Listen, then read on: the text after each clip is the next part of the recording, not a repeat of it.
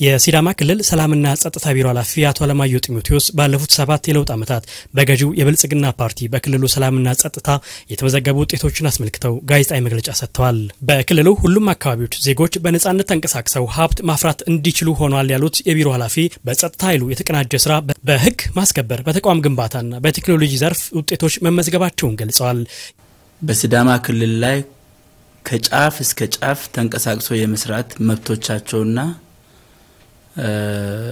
የህዝቦች አንድነት ከ7 ዓመት በፊት ከነበረው ሁኔታ ሲነጻጸር እጅግ በጣም ያደገበት ሁኔታ መረዳት ይቻላል። የህግ ማስከበር ስራችን በተፈለገው ደረጃ ውጤት አምጥቷል። ከመንግስት ውጪ ሌላ ጉልበተኛ ኃይል በክልሉ ላይ ቦታ እንዳይኖረው የተደረገበት ሁኔታ ነው ያለው። የህብረተሰቡን ደህንነት በተሻለ መልኩ በቴክኖሎጂ መጠበቅ መቻሉን ገልጸው ከክልሉ ህዝብ ጋር በቅንጅት መስራት በመቻሉ ባለፉት 7 ዓመታት የተሻለ ሰላምና ልማት መረጋገጡን ጠቅሰዋል። ከዚህ ቀደም ለፖሊስ ተቋማት ኪራይ ከ217 ሚሊዮን ብር በላይ በአመት ወጪ ይደረግ እንደነበረ ያስታወሱት አቶ አለማየሁ ከህብረተሰቡ ጋር የተሻለ ቅንጅት በመፈጠሩ በክልሉ ከ44 በላይ አዳዲስ የፖሊስ ማዕከላትና ግንባታዎች መከናወናቸውን ተናግረዋል። የሲዳማ ህዝብ ለዘመናት የቆየ ጥያቄዎች በለውጡ መንግስት በመመለሱ የክልሉ ህዝብ ከለውጡ መንግስት ጎን በመቆም ሊደግፍ እንደሚገባ ማሳስበዋል። በተለይ ለኛ ሲዳማ ህዝቦች ለሲዳማ ህዝብ ይሄ የለውጡ መንግስት ባለውለታችን ነው። ለዘመናት ስንታገል የነበረውን ጥያቄያችን የመለሰ መንግስትና ፓርቲ ነው።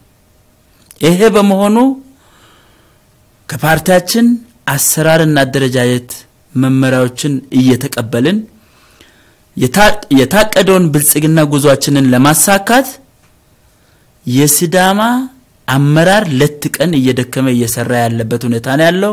ከአጎራባች ክልሎች ጋር ከሰላምና ጸጥታን ባለፈ በተለያዩ ልማት ስራዎች በቅንጅት እየተሰራ ነው ያሉት የክልሉ ሰላምና ጸጥታ ቢሮ ኃላፊ አቶ አለማየሁ ጢሞቴዎስ የክልሉን የጸጥታ ኃይል አቅም የሚያሳድጉና ህይወት የሚያሻሽሉ የልማት ስራዎች በመሰራት ላይ መሆናቸውን ተናግረዋል። የሰራዊቱን ኑሮ ለመቀየር ለመቶ እናቶች እንጀራ መጋገሪያ ቦታ አዘጋጅተን ባሎቻቸው የተጎዱባቸው እናቶች በጋራ የሚሰሩበት እንጀራ መጋገሪያ ቦታ እየገነባን ያለነው በሚቀጥሉት በ2 ሳምንት በኋላ ተመርቆ ወደ ስራ የሚገባበት።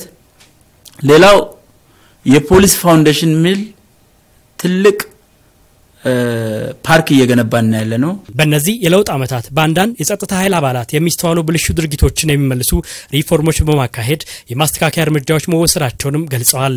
በገዢው ፓርቲ የለውጥ ጉዞ በክልሉ ሰላምና ልማት እየሰፈነ እንደሚገኝ የገለጹት አቶ አለማየሁ የክልሉ ህዝብ ከመንግስት ጎን በመሆን በቀጣይ ለውጥ በጋራ መስራት ይገባል ሲሉም ጥሪ አቅርበዋል።